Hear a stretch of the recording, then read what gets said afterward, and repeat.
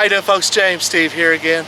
We just wrapped up the SMU and the TCU game tonight, and now we're going to start our weekly portion of everything we do, where we kind of go around the horn and talk sports in the Metroplex and everything. And I guess the hottest story right now that we should probably bring up to start talking about is the Texas Rangers. Yes. I mean, it's they're improbable way to win through here against the Houston Astros and take that game-and-a-half lead over them. 2.5 game lead. Well, it's 2.5 game lead now, yeah. Pretty impressive 4-game sweep, though. I called them maybe winning 2 or 3 out of that series, but to sweep them just 4 games and do it pretty dominantly, too. That's very impressive. Now, you know, if we look at their schedule going forward, like we talked about last week, you know, we talked about the games they had with them and everything. The only other games they have, they're going to be outside of their, basically, their division here in the West is going to be the Tigers and everything. Now, everybody else they play, they've got a losing record against. Yes, like what, they have a winning record, of course, against the Astros for the season, but when you talk about the Oakland Athletics, the Anaheim Angels, Seattle Mariners, they have a losing record against those teams. Well, they have a better record overall for the season against those teams, and that's just something I don't get, especially the Mariners. The past 2 years, they have extremely struggled against the Mariners.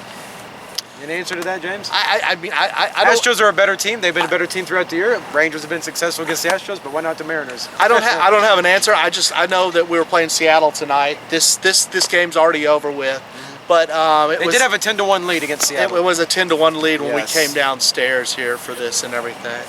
I mean, now, you know, we talked about the playoffs and everything, and you said you didn't see anything happening. I mean, it's a week later. Do you see anything changing at all, or are we just... Well, I was a little worried about them getting the second wild card spot, but now after this week, with the sweep of the Astros and having the 2.5 game lead at the moment, I can't see any other reason why the Rangers can't hold on to that at the moment.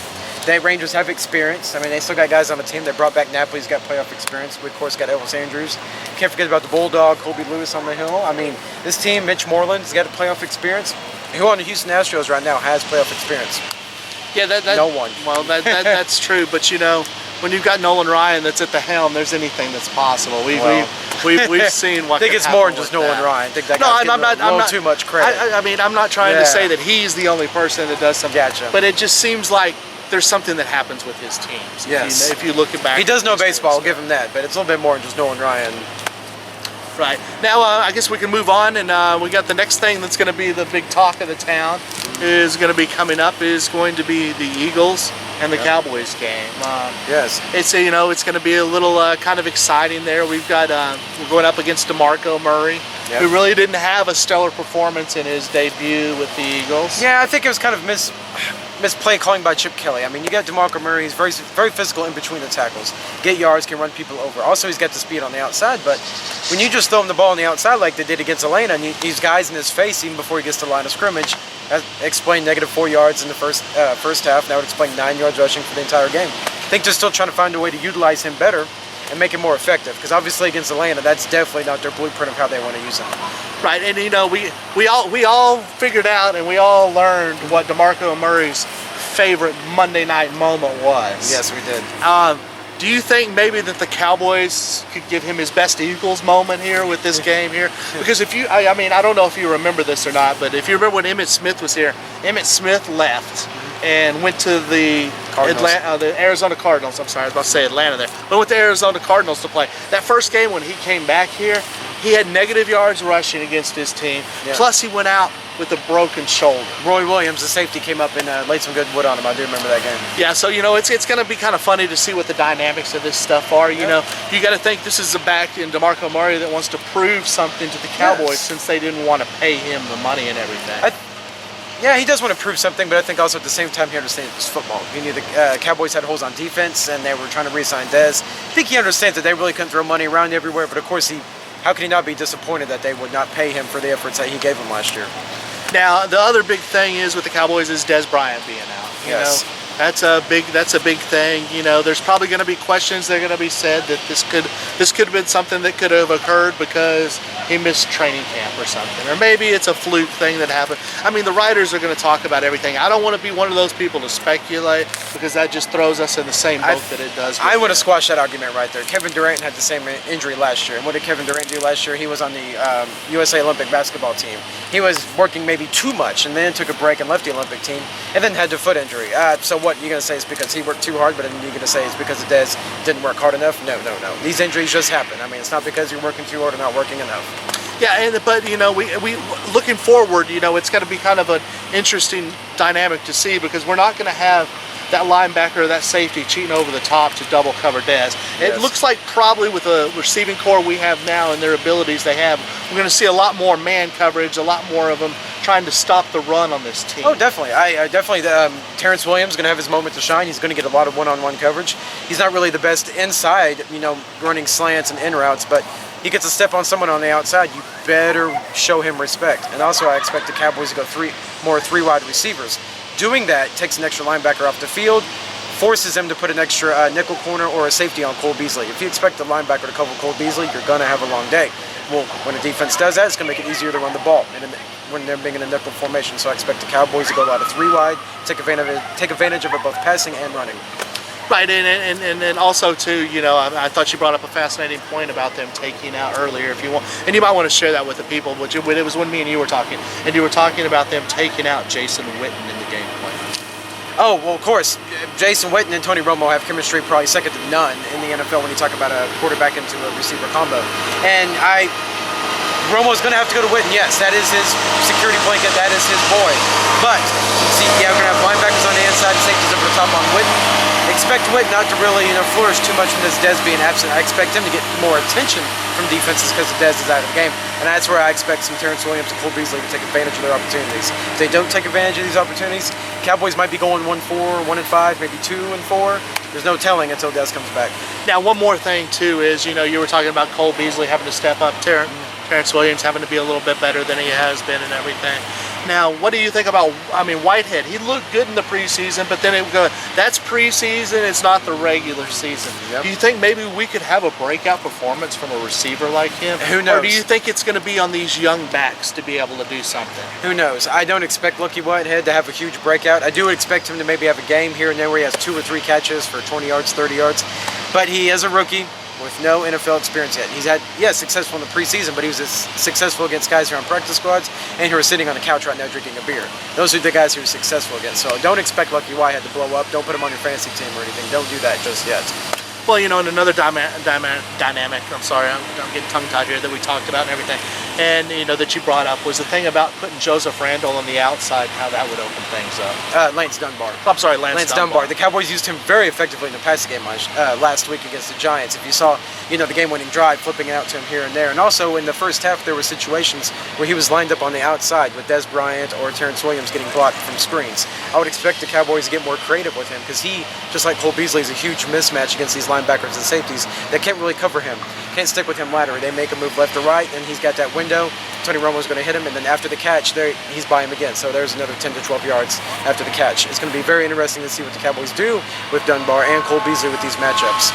Yeah, and now moving on, I guess, to talk about our next subject that we've been talking about quite a bit is the PGA Tour and everything. It seems like Jordan Spieth, he's having a little bit better this week than he had the previous 2 weeks and everything. But it just seems like Jason Day is the #1 player in the world. He's not ranked #1 in the world, but he is the #1 player. He is the hottest yes. player in the world. I don't know what his final was. I haven't looked at anything, but I know when we left the house to come here, he had a 9-stroke lead in the BMW. Yes, it's impressive to see him doing this. I mean, he had the vertigo at the U.S. Open. He's been so close to, you know, these majors, and then finally see him pull through with one of these majors, and finally see this confidence and this ability in him knowing, hey, I could do this, and I'm going to do it now. Hottest player in golf. Now, with that being said, with him being the hottest player in the golf, you know, we've got this week, which is the BMW. Next week, we're going to have the top 30 that's going to be in Atlanta for the Tour Championship.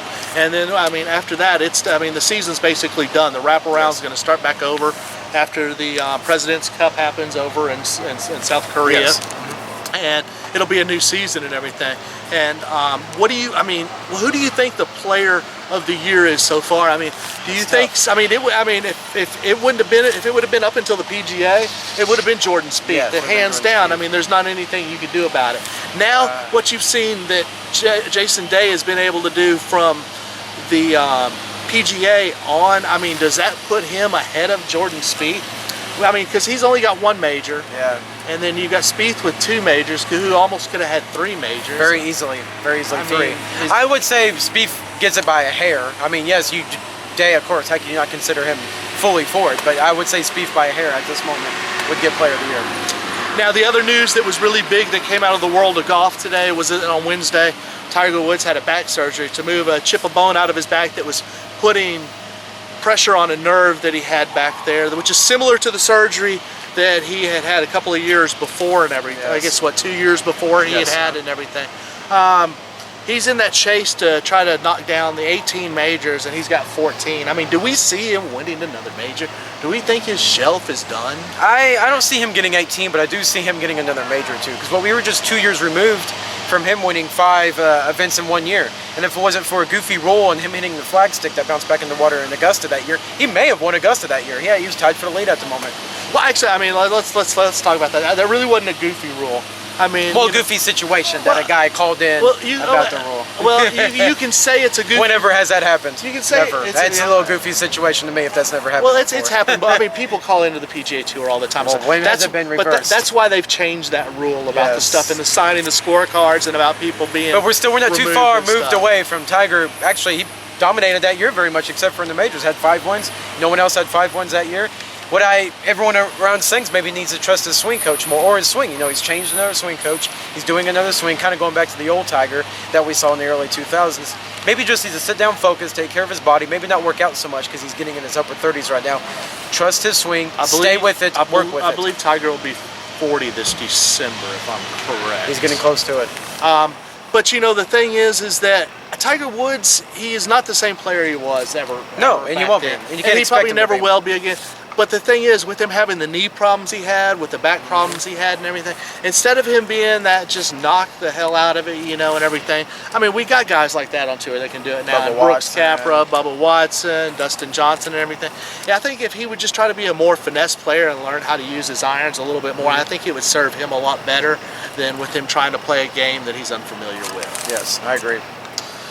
Anything else in the world of sports you want to talk about right now? Soccer or anything, maybe? No, nothing like that. I'm giving you a hard time. We won't do that to you today. I guess that's going to be it for our weekly show here. Look for us. We might have one week. We might not have one for you next week. Like I said, after that, then we have the homecoming game here on October 3rd. On October 3rd, which is going to be the University of Texas against TCU. Anything you're looking forward to in the world of sports this week at all? Oh, this week I would say just the Cowboys versus Eagles coming up. Obviously, big game. See how the Cowboys offense is going to move without Dez. See how Sam Bradford, DeMarco Murray, OU reunion, how that offense is going to get rolling. Well, you know, we had our pregame show when we did the SMU and the TCU game, and you said 56 points for TCU on your prediction, which is what they put up on the board. Any predictions you want to throw out for the Cowboy game? Well, while I'm hot, why not do it? I'm say 28-24 Cowboys. 28-24 Cowboys. Now, I want to make a point to anybody that's making bets out there. Please don't make wagers on us because we will not support you if you lose, okay? Other than that, I guess we're going to get out of here unless you want to say anything. All right, folks, y'all have a good night. We'll see you next time. You happy with it?